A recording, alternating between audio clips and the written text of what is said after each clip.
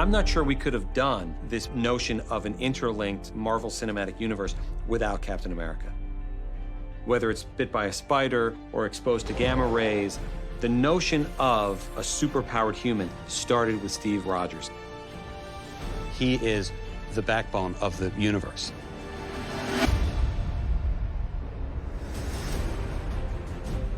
As we were developing Captain America, the First Avenger, We brought in these two writers named Chris Marcus and Steve McFeely.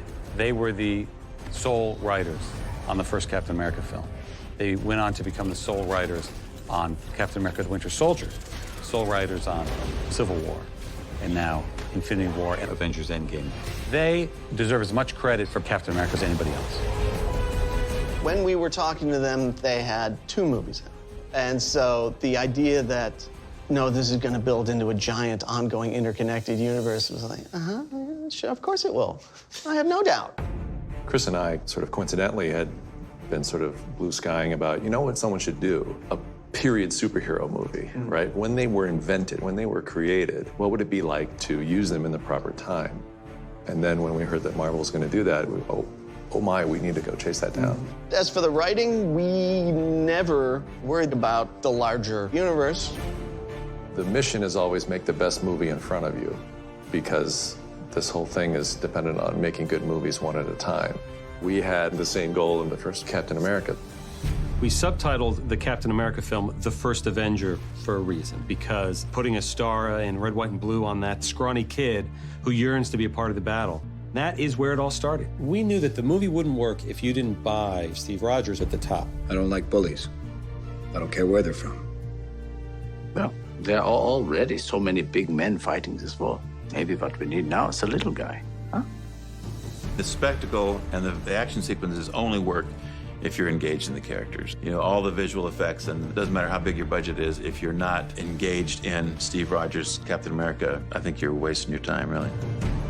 We needed to fall in love with skinny Steve Rogers before he ever became Captain America. And never forget that he's in there. Yeah. The serum amplifies everything that is inside, so good becomes great, bad becomes worse. This is why you were chosen. Because a strong man who has known power all his life may lose respect for that power, but a weak man knows the value of strength. Steve Rogers, more than any of the other superheroes, really kind of loses who he was in the process of becoming Captain America. The old him ceases to exist. There's no life of Steve Rogers that he goes back to. In the Avengers, he's the leader because he's completely dedicated to everything, partially because he doesn't have anything else to turn to. His desire to keep it ordered and to keep some meaning, all of that stuff is still an issue for him. He's always been this very austere kind of guy, but had this real loyalty to institutions and to people. We have orders. We should follow them. Following's not really much down. I think they slowly strip that away from him. You know, he loses his faith in government and Winter Soldier, loses his faith in his friends and his family in Civil War. You know, I think when we see him in Infinity War, he's just turned his back on a lot of things. Earth just lost her best defender. So we're here to fight. And if you want to stand in our way, we'll fight you too. With this movie, they let him kind of return back to that hopeful soldier, leader. This is the fight of our lives. And we're gonna win. Whatever it takes. When we first met the folks at Marvel, we chased the Captain America job and certainly had no idea that it would lead to the next 10 years of our career. And we've had Cap most of the way. It's been a lot of fun having someone with that gravity. It's a rare character. You don't get to write that character much anymore. He's an aspirational figure. It's a combination of where we put him in the universe and Cap rising to the challenge. You just don't know when to give up, do you? I can do this all day. When our characters are beginning to come to life, it all starts with artwork. Our visual development group, led by Ryan Meinerding, for the better part of a decade, has been that very important step between the comics and the final product that has brought Captain America to life. One of the great things about the comics is that Captain America was always designed to read really quickly. And also, because they had limited colors in the printing, there's a simplification that happened with a lot of them, that they were just, you know, this guy's red, white, and blue. There's a really fast, iconic thing that happens with the characters as the source material. trying to bring that into a real setting, like for a film. Whatever they simplified for the design for the comics, we're trying to fill out in a way that makes it feel real. If they only had line work and 4 colors, and they're able to make something that resonates with people for 60, 70 years, how can we find a way of putting it into our work? In the case with Captain America, we're trying to find reference materials that bring him into sort of a world of a soldier. The first time he puts on the costume in Captain America: The First Avenger, it's about him being that sort of patriotic icon that's in the USO show. So that was where we were trying to sort of take those really classic and iconic lines that were designed back in the 40s and turn it into something that was always kind of meant to be a little bit goofy, sort of put him on stage and say, you're a symbol for America, show us how much of a symbol you are. Not all of us can storm a beach or drive a tank, but there's still a way all of us can fight.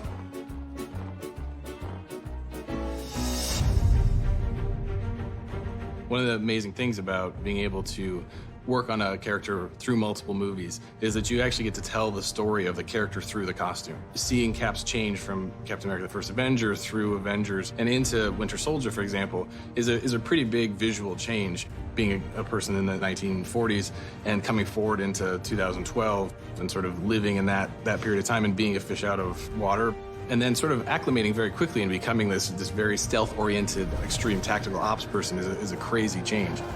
And it works so well partially because the costume actually reflects what he's going through. What made Cap unique in the Marvel Universe and sort of in the nature of his powers? He's sort of basically a man, only more so. His fighting technique is a very visceral, surprising experience of action. From a visual standpoint, you take the script and you identify like 10 great moments in the movie, and then you take a brilliant artist like Ryan and you say, here's what we're looking for from this moment. And then Ryan draws up and colors and inks a beautiful, frame from the movie. Before we get started, does anyone want to get out? They do incorporate lighting. They incorporate a strong visual element. Where will the camera be? In a very, sort of dynamic and specific moment. And that does inspire the movie. For Captain America, almost every iconic sequence came right out of Ryan's original drawings, where he was just by himself with his drawing pad at his computer. I've been at Marvel for about 12 years, which is almost the entire time that Marvel Studios has existed. There's a sort of a craziness to the notion that I've been able to stay with the character over the course of 9 years. Being that sort of medium between the comics and what is actually on screen has been a joy that I couldn't have imagined. When we really distilled the core qualities that we wanted out of Captain America, I think there's a moral fiber to him that really isn't something that you act, that it's something you need to possess. And Chris Evans was someone who seemed to inhabit all of those qualities the most. So everyone was in love with the idea of Chris, except Chris. The only reason there was hesitation to begin with was because of the commitment. It's a big movie, and those are the movies that if they succeed, there's a change, a lifestyle change. And if it fails, it's a whole other can of worms. Even Chris's reluctance to be a star spoke to how right he was for the role, because Captain America was not looking for the limelight. He was humble, he was modest. He needed to feel that in his bones. I love the character. He's everything that I wish I could be as a man, And the creative forces behind the film are fantastic, between Joe and Kevin Feige. And, Marvel in general, they know what they're doing. So in the end, I was so excited. Once he committed 1,000%. He stands there, tells the truth, and then kicks ass. I think there's a confidence that he really brings to the character and an integrity that people really respond to. There's something so endearing, so charismatic, so charming. He has so much heart. There was something very heroic. There is something that he brings to the character beyond what we could write on the page, beyond what we could illustrate in, special effects, that is uniquely Chris. It's no secret, I love Chris Evans, and I love Captain America. Captain America was the single hardest character to launch in this universe. This kind of guy out of time, and is it too retro? Are people going to get it? I cannot imagine anybody but Chris playing this role. It's a very difficult role to play because on one hand, you have this character that has this very strong moral compass. You try to think, where's the conflict in that? He allows himself to be vulnerable. He allows himself to not take it so seriously. Don't worry about it. It's just It makes you love that character, and it makes people want to follow him. It's been really great watching him sort of pull this off.